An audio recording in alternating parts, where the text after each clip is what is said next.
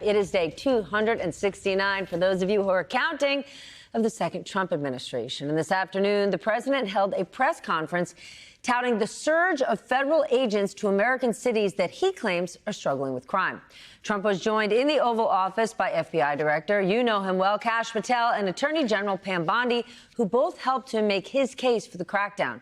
And the president floated the next city that could soon see a deployment of federal forces. I'm going to be strongly recommending, at the request of government officials, which is always nice, that you start looking at San Francisco. I think we can make San Francisco. There's one of our great cities 10 years ago, 15 years ago, and now it's a mess. And we have great support in San Francisco, so I'd like to recommend that for inclusion, maybe in your next group.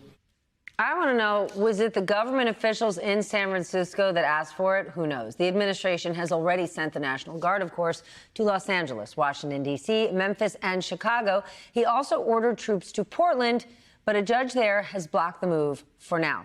Most of the cities are run by Democrats who say Trump's actions are not necessary. Meanwhile, the government has been shut down for a total of 15 days with no sign of reopening. The Senate failed to pass the House stopgap funding bill for the 9th time, and they plan to vote again tomorrow. But one senator told Semaphore that the shutdown has entered what he called the stupid stage. Thousands of federal workers have already been permanently laid off. Earlier today, Office of Management and Budget Director Russell Vought, who has become a very well-known person in this administration, he spoke about the administration's plans to fire even more people. We want to be very aggressive where we can be in shuttering the bureaucracy, not just the funding, but the bureaucracy, that we now have an opportunity to do that. And that's where we're going to be looking for our opportunities. So you're saying there's been a snapshot of 4,000 jobs cut. Correct. Is there a special, but it could grow much higher? It could grow higher. I think we'll probably end up being north of 10,000. But this afternoon, a judge issued an emergency order that at least temporarily blocks mass layoffs during this shutdown. All right, now let's bring in our nightcap. My best friend at MSNBC is here, my partner, Ali Velshi. He's MSNBC's chief correspondent and host of the weekend show, Velshi, if you haven't seen it. Anthony Fisher joins us, senior editor of MSNBC Daily, and journalist John Avlon. He is host of the Bulwark podcast, How to Fix It, with John Avlon, and I highly recommend it. All right.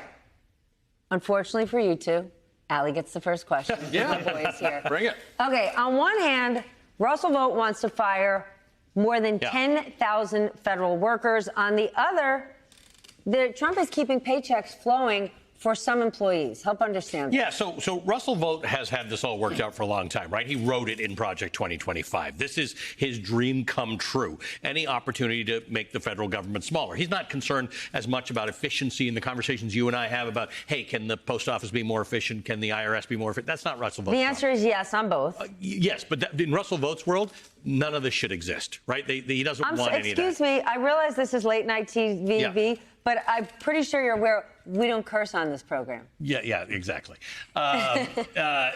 So the thing that Donald Trump is trying to deal with that Russell Vought doesn't think about is that Donald Trump still wants to think that there are some people who will vote for him. Russell Vought doesn't care. Russell Vought doesn't need any votes. He doesn't need any votes. Donald Trump needs votes. So he's trying to keep some people paid, and he's trying to appeal to his base by saying, I'm paying the people who you need in the government, the military and the air traffic controllers, because they've convinced you that you don't need anybody else in the government at all, and that's the point. So I don't need the Department of Education, so they're not getting paid. All right, some senators, John, are saying that the shutdown is not breaking through at home. So if lawmakers aren't getting pressure from their constituents, what's the off-ramp here? That's the problem. That's the problem with all shutdowns, is that usually there's not an obvious off-ramp. Now, Democrats have said the thing to fight for is to make sure that health care premiums don't hike. And Republicans know that's a political loser that they brought on themselves. But it hasn't. Wait. Say this one again. So the Democrats are saying that their negotiating point is that we need to stop health care premiums from being jacked up, which they're set to be come the end of the year. Republicans know they've got a political hand grenade of their own making. But Thune and everybody's saying we're not going to negotiate. And so there's not an obvious off-ramp. This is actually something that if you could solve it, a lot of Republicans would be breathing a sigh of relief because they know how deeply unpopular it'll be if they hike everybody's health care premiums, which is set to happen. But they're trying to make the argument right now that it was a one-time thing, that they increased health care coverage during COVID. That's expiring. COVID is passed. That's the argument they're making. That's not a true argument, though. And if people suddenly get their premiums jacked, it's going to be devastating. Don't believe me? Ask Marjorie Taylor Greene. She'll tell you. Sure. Yeah, Marjorie Taylor Greene is kind of becoming the conscience of the Democratic Party on this issue. It's kind of shocking, but It's wild. She's say what you want about her. She's unfiltered. She's a populist, so she's like thinking about the working person.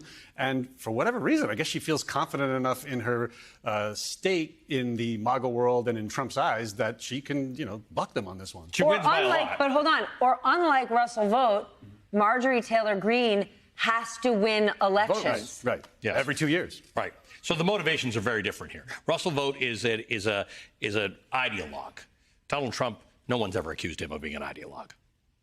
No, Donald Trump is an extraordinarily skilled politician. But our colleague Ali Vitale earlier today asked Senate Majority Leader John Thune about Republicans being the party of no dissent, and I want to share what he said.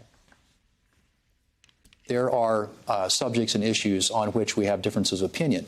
I typically litigate those privately rather than publicly. That's our job, is to try and present that check and balance. And we are a co-equal independent branch of the government. You think that's happening right now? No. In a way. Congress has absolutely abdicated its responsibility under the Constitution to act like an equal and co-equal branch. They have outsourced their spine to the Trump White House. Trumpists are calling the Congress the Duma, as in Russia's rubber stamp for Vladimir Putin. That's an approving quote from some in the Trumpist camp. So until we start seeing stands of independence and integrity, what they've done is they've just rubber stamped whatever Donald Trump says because they're afraid of the base and they know he's got a lock on that. But they have absolutely self-neutered their conscience and their common sense and outsourced it to Donald Trump. All right, new topic. The president has floated the idea of San Francisco as the next target in his crime crackdown. He made it sound as if local lawmakers are asking for it. I cannot find any local lawmakers. The only person who I can see is the Salesforce CEO, who is a major business leader in San Francisco, probably the biggest philanthropist in that town. He has said, bring in the National Guard. But as far as local leaders go, I haven't heard of one. And I believe Elon Musk co-signed Mark Benioff's call to bring the, so Elon Musk. He's got two. Yeah, But doesn't Elon Musk live in Austin, Texas now? He does, Yes, but I believe that there are companies still in San Francisco, and I guess he considers himself a part-time resident. I don't know. But you could certainly say that Elon Musk, at least for a time, was part of the Trump administration. So maybe that's in Trump's mind, that's what he's referring to. But no, there's no local support for sending the National Guard in there. And look, San Francisco's got a new tough-on-crime mayor, Dan Lurie. He's pretty popular. You want to deal with crime, and I got a real problem. The civic disorder in cities like San Francisco. It's bad. It's bad. It's unnecessary. It alienates a lot of folks. And that's why you need more cops and you need to have quality of life policing. But the way to get that done is to pass a new crime bill. It's not to get us numb to armed, soldiers with weapons of war in the streets of America. And that's the larger play here. And that's why it's so damn dangerous. It's an important distinction that a lot of people don't make with respect to crime. We often talk about, murder statistics and things like that. San Francisco's big problem is property crime. And it's not that that's not a problem. You don't want your car smashed or things go. But it's not a National Guard solvable problem, generally speaking. Yeah, if you have a National Guard officer in every block, somebody's not going to smash the car. Okay, but there's an important thing that we have to lay out. They do have public safety issues in San Francisco. So there are all sorts of people who live in San Francisco or who have visited who say they've got crime issues. They need to do something. However, the National Guard isn't the solve for that. It's not. It's to pass a crime bill, get more cops on the street, get effective policing strategies, make sure you're not coddling the low-level civic disorder. This is why broken windows theory works and has nothing to do with stop and frisk. Those are things we've solved in the past. We've solved them, and we need to re-implement that.